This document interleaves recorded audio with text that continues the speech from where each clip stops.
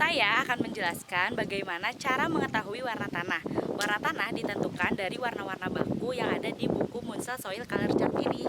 Nah, di dalam buku Munsell ini terdapat 3 variabel, yaitu yang pertama hue, value, sama chroma. Nah, hue ini itu apa? Hue merupakan warna spektrum yang dominan sesuai dengan panjang gelombangnya.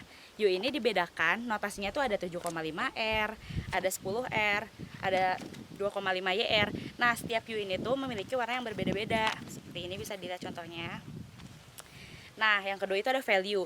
Value dibedakan dari 1,7 sampai 8. Bisa dilihat dari sini, semakin atas semakin meningkatnya angka value, semakin terang warnanya. Lalu yang ketiga ada chroma. Chroma ini menunjukkan kemurnian atau kekuatan dari warna spektrum atau hue. Nah, di sini tuh dibedakan dari 1 sampai 8. Bisa dilihat juga semakin meningkatnya angka chroma, semakin terang pula warnanya. Perlu diingat, untuk menentukan warna tanah, buku Munsell ini harus diarahkan ke sinar matahari. Kenapa? Agar warna-warnanya lebih terlihat jelas dan nanti hasil dari warna tanahnya itu lebih akurat. Nah, setelah ini saya akan mempraktekkan gimana caranya menentukan warna tanah dan penulisan notasinya. Yuk! Nah, ini ada salah satu bongkahan tanahnya. Kita cocokin ke buku Munsellnya. Nah, caranya itu kalian cocok-cocokin aja ke warna-warnanya. Nah, untuk bongkahan tanah ini tuh cocoknya di sini. Menunjukkan 5 YR 4/4. Nah, itu tuh hue-nya 5 YR, value-nya 4, chromanya 4. Nah, untuk jadi warna keseluruhan bongkahan tanah ini yaitu dull reddish brown. Kalian bisa lihatnya di sini ya. 4/4 ada di dull reddish brown. Cara penulisannya adalah 5 YR 4/4. Nah, di situ 4/4 ini di sini menunjukkan dull reddish brown. Nah, perlu diketahui juga untuk setiap horizon tanah di suatu profil yang memiliki warna yang berbeda, maka semua warna itu perlu disebutkan serta menyebutkan pula warna yang dominannya. Warna tanah akan berbeda juga tergantung dari keadaan tanah yang kering, basah atau lembab. Nah, kalau di sini bongkahan tanah ini menunjukkan tanah kering.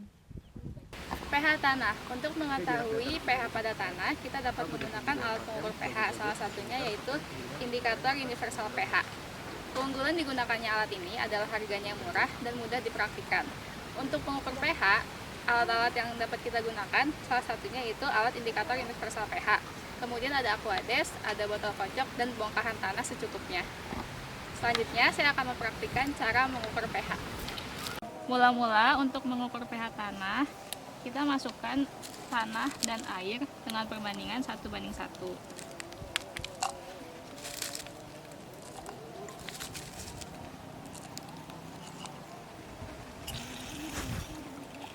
Masukkan.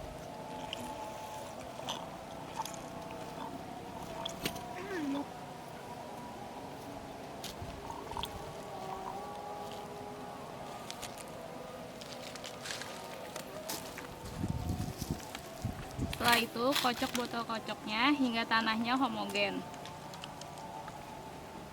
Terus, biarkan hingga tanah mengendap. Setelah tanah mengendap di dalam botol kocok, maka masukkan 1 kertas.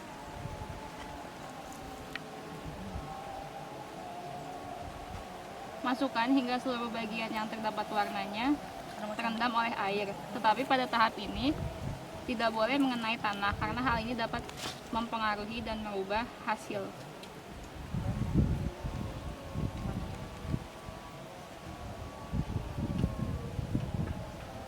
Setelah warna terlihat jelas, maka disesuaikan dengan skala pH yang ada pada kemasan indikator pH universalnya.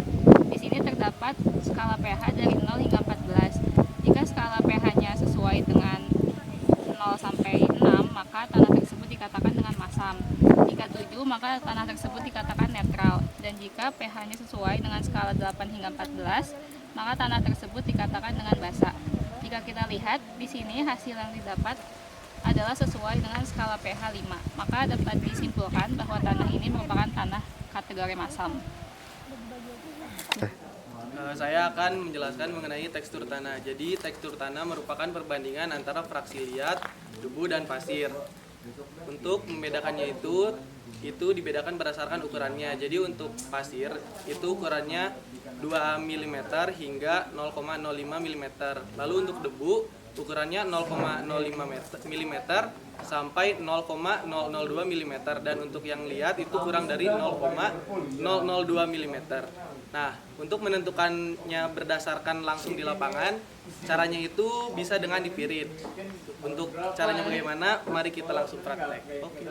Jadi di sini sudah ada 3 dominan tekstur dari tanah. Yang pertama ada dominan pasir, lalu dominan debu, lalu dominan liat. Yang pertama kita coba pirit dari dominan pasir terlebih dahulu. Pertama kita ambil dulu ya pasirnya, tangan, sekitar 1 genggam, lalu tambahkan air sedikit-sedikit. Jangan sampai luber.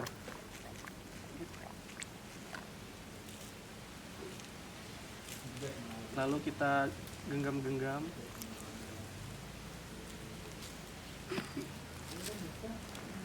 Jadi untuk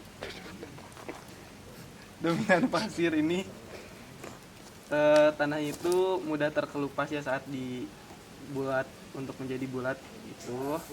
Kita lihat juga tuh, ini tidak terbentuk menjadi bulatan yang sempurna ya. Berarti ini tuh teksturnya bisa dibilang pasir. Itu susah dibentuk juga. Lalu jika dirasakan juga, ini teksturnya itu kasar, bisa terasa. Lalu jika dipirit,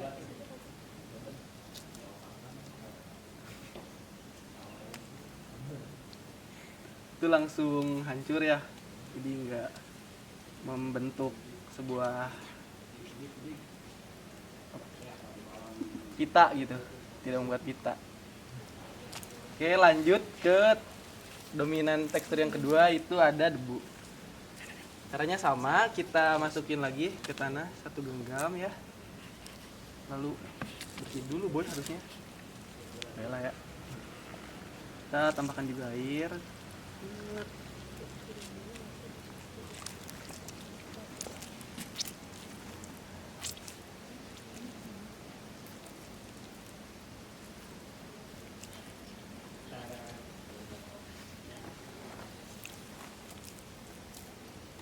Ya, kita beginikan, pijat-pijat terus sampai terbentuk bulatan. Nah, jika bisa terbentuk bulatan kayak gini, berarti ini antara debu atau pasir, atau liat, sorry, debu atau liat. Selanjutnya untuk melihat juga ini tuh, kalau misalkan antara liat atau debu ini bisa dilihat dari kelekatannya, bisa dilihat di tangan saya ini masih tidak terlalu lengket ya, perasaannya juga bisa dilihat tidak ada sebuah kelengketan. Lalu kita coba pirit. Ini biasanya kalau ada rasa licin di ininya. Lalu pada saat dipirit itu ininya lebih terbentuk gitu saat dipijit-pijit agak panjang. Nih, bisa dilihat. Oke, selanjutnya yang terakhir ada fraksi liat. Caranya sama seperti yang tadi ya, tidak usah dijelaskan kembali.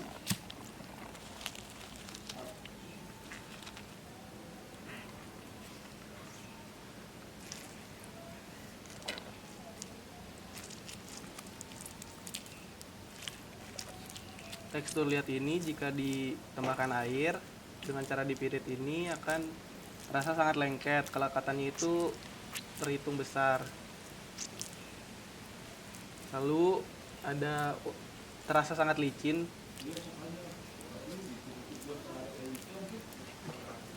Dan lengket kelekatannya. Ya, kita bulatan juga ya. Ya, bisa dilihat ini memang bisa dibuat bulatan gitu ya. Nah, lalu coba pirit.